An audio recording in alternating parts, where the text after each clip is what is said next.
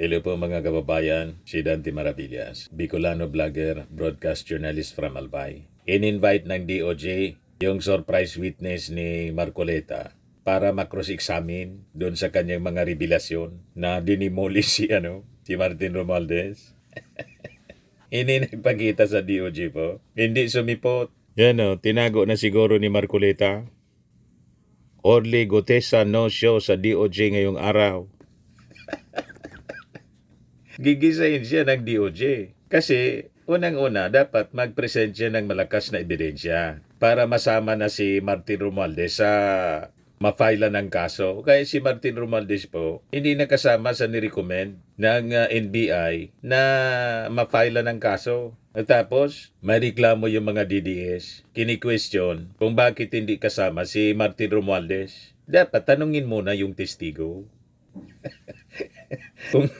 Kung totoo, i-evaluate mo na Kahit nga doon sa Senado, na-surprise yung mga senador, lalo na si Ping Lacson. Kaya nga imbestigahan siya ni Ping Lacson. Sabi nga natin mga kababayan, tradisyon po sa Senado, kahit sa Congress, na before na i-present yung witness, kailangan may magsailalim po sa vetting procedure. Hindi po nangyari yon. Basta na lang po, tinatawag present ni Marcoleta. Ayan, nagka-bol-bol po. Mas kabisado pa yung affidavit ni Marcoleta kaysa sa nag-execute ng affidavit.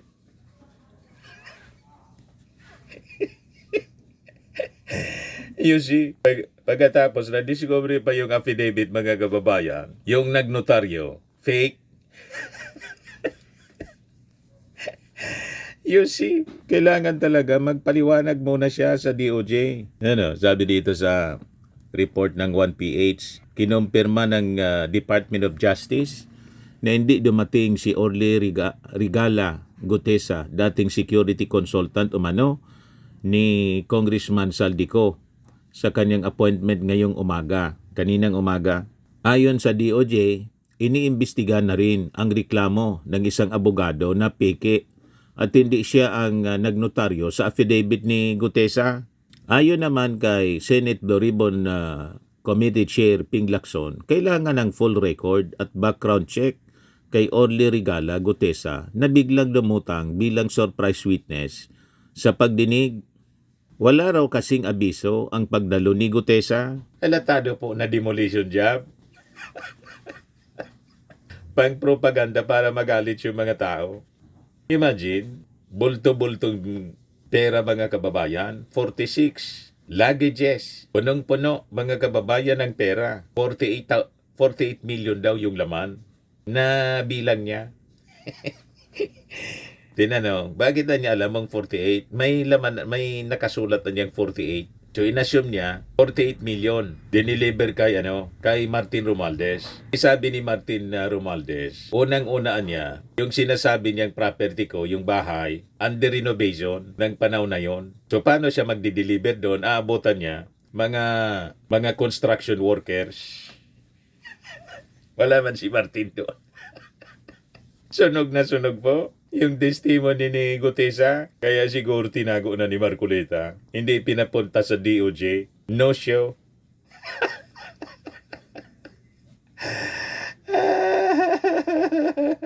Sabi ni Eduardo Chua, natakot sa DOJ. Sabi ni Faye Hernandez, in short, walang tiwala sa DOJ. Hindi man siya pwede na hindi pumunta sa DOJ. Kasi ang demand nila, file ng kaso. O sino yung magpa-file ng kaso kung hindi yung DOJ? Alangan man hindi man tanungin, hindi lang tanungin kung ano yung revelasyon niya doon sa Senado, yun na yun. Kaya ang daming butas po ng kanyang revelasyon. O diba? Unang-unang yung affidavit, peke yung nagnotaryo. So sagutin niya yun. Nagreklamo yung abogado, ginamit niya.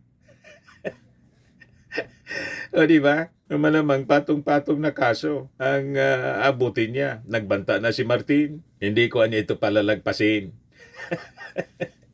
Sinira yung pangalan ni Martin Romualdez.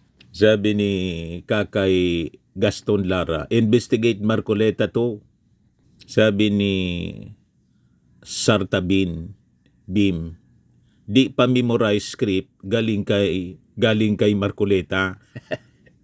Sabi ni Lito Lumibaw, fake witness. Sabi ni Eman, binibriefing pa daw para di pautal-utal yung affidavit niya na binabasa na nga lang sa papel, nagkakamali pa eh.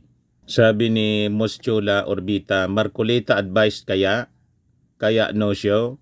Malamang sinafety na ni Marcoleta. Pero hindi papayag po si Ping Lacson. Ipapatawag yon para maimbestiga. Sabi ni Ping Lacson, kailangan nga niya ma-background check. Hindi po kasi pwede na kung sino-sino na lang yung pakikwentuhin. Walang vetting. Yan ang standard operating procedure po.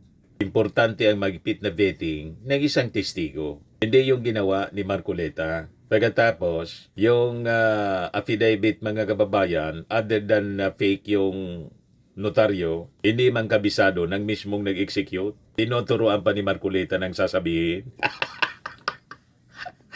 Saan ka nakakitang testigo po na yung handler niya, yung nag-present ng tinuturuan ng kung ano dapat babasahin at sasabihin? Garapalan po yung ginawa ni Marcoleta. O ngayon, ito yung patunay na talagang desidido ang ating administrasyon na panagutin yung mga sangkot sa flood control scam. Ito po, yung DOJ, nirelease na po yung lista ng mga individuals recommended for prosecution in connection with the controversial DPWH flood control projects. Kasama, number 1 po si Saldico. Ayan press statement po from the Department of Justice.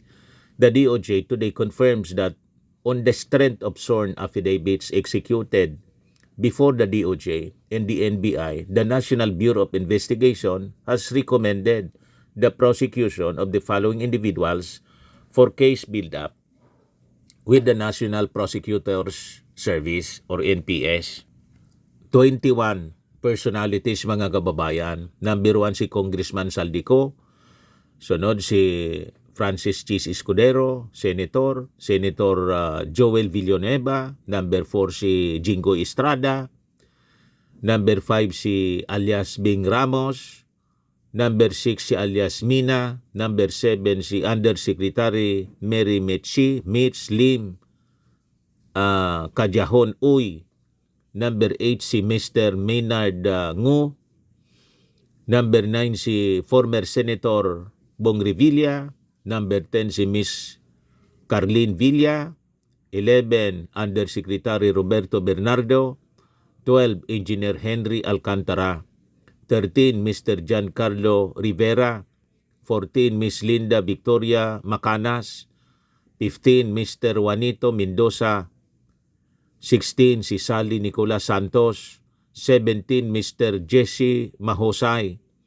18 alias Andre Balatbat. Number 19 si Engineer Bryce Hernandez. Number 20 si Engineer JP Mendoza. Number 21 si Engineer RJ Domasig. So this recommendation stems directly from the sworn testimonies of Engineer Henry Alcantara, Engineer Bryce Hernandez, Engineer JP Mendoza, and former Undersecretary Roberto Bernardo.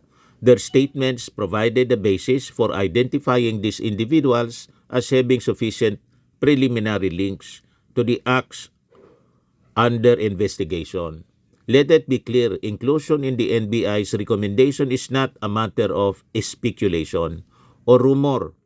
It is the result of sworn testimony under oath. If names have circulated outside of these affidavits, those are not recognized by the DOJ or the NBI until such time that they are sworn to under proper proceedings.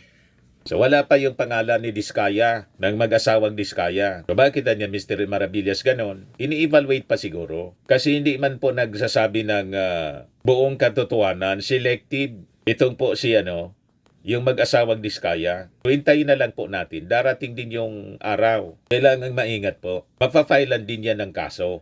Bakit niya Mr. Maravillas, si Martin Romualdez hindi kasama dyan? Yan ang tanong ng mga DDS palagi. In-invite nga po si Orly Gutesa ng DOJ para i-substantiate niya yung kanyang akusasyon na nag-deliver siya Kay Martin Romualdez, si Saldico nandito na. Hindi man dumating, hindi kasama sa recommendation ng NBI. Pag na-substantiate ni Gutesa, malamang si Martin Romualdez, papailan po ng kaso. Handa yan harapin ni Martin Romualdez. Kaya nga po nag-resign si Martin Romualdez bilang speaker para walang masabi na ginagamit niya yung kanyang impluensya. O, di ba? Lahat yan kakasuhan. Basta't may sufficient na na ebidensya. Kaya lang yung mismong affidavit nga po ni Gutesa, peke yung notaryo. Tapos in-invite siya ng DOJ, hindi man pumunta ngayon. Anong ibig sabihin? Hindi niya kayang isubstantiate yung kanyang mga sinasabi. Sa Senado nga, nabulol-bulol siya, nagkanda bulol-bulol si Gutesa. Tinuruan pa ni kino-coach ni Marcoleta. Yan tuloy, nalata. Duda ng mga netizens, mga kababayan. Si Marcoleta yung nag-draft ng affidavit, tapos pinapabasa kay Gutesa para i-demolish, mga kababayan, si Martin Romualdez kasama si Saldico.